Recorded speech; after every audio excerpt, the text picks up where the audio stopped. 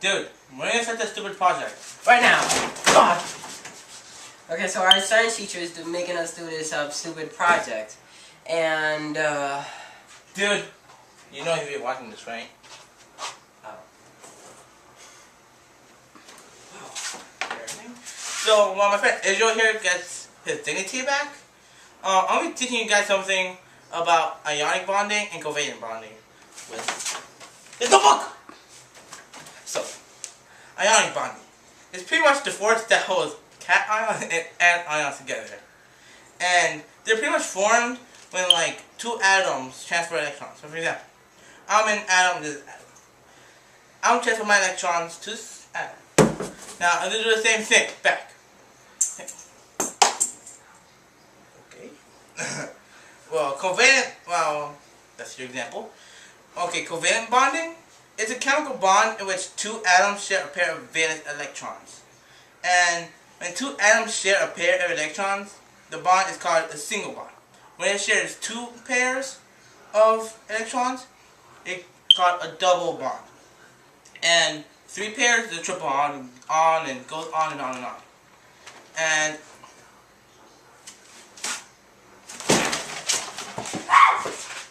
okay, so now that he's gone, I can teach you about naming compounds. Oh my god. What's this? Oh, nuts. Alright.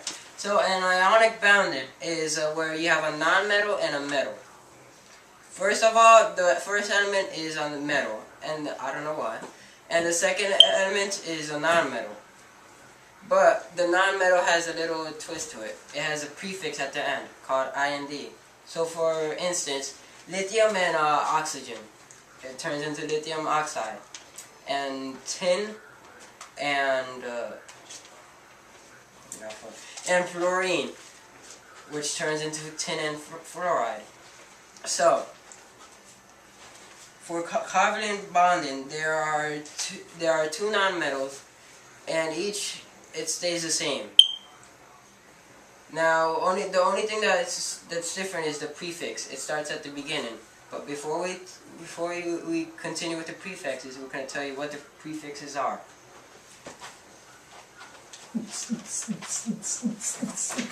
mono, Di, tri, tetra, penta, penta, hexa, hepta, octa, nana, finally, deca. Wait, what? Flawless victory. Yeah.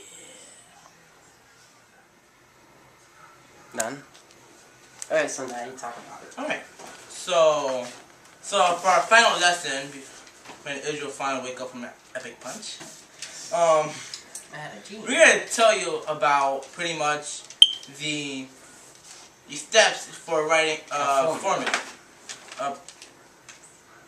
Chemical formula. Chemical formula. So this is what you do. In this periodic table, where you saw earlier, there are 3 columns. No, not 3 columns. 8 columns on the top.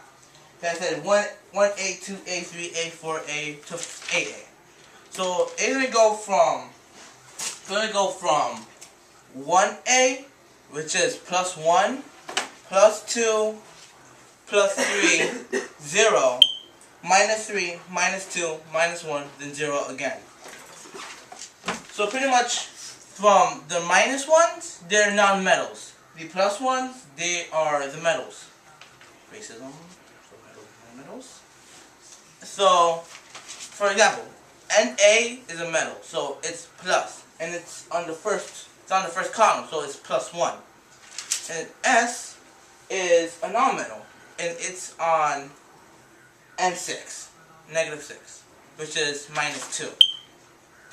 So, to write the formulas down, there's 2 ways the teacher taught us. One, you can switch the signs. Crisscross, yes. And if the plus and minus don't equal 0. No, if it equals, if it sums up to 0, then you just write it down, like Na2. So what we got was first we had Na1 plus and S2 to negative 2. What we did was we used a crisscross, so we switched the signs. Now it's Na2S blank. Yeah. So, see you next time. But first, Honey. my candy! You killed candy! No, I didn't. You killed candy! Ah!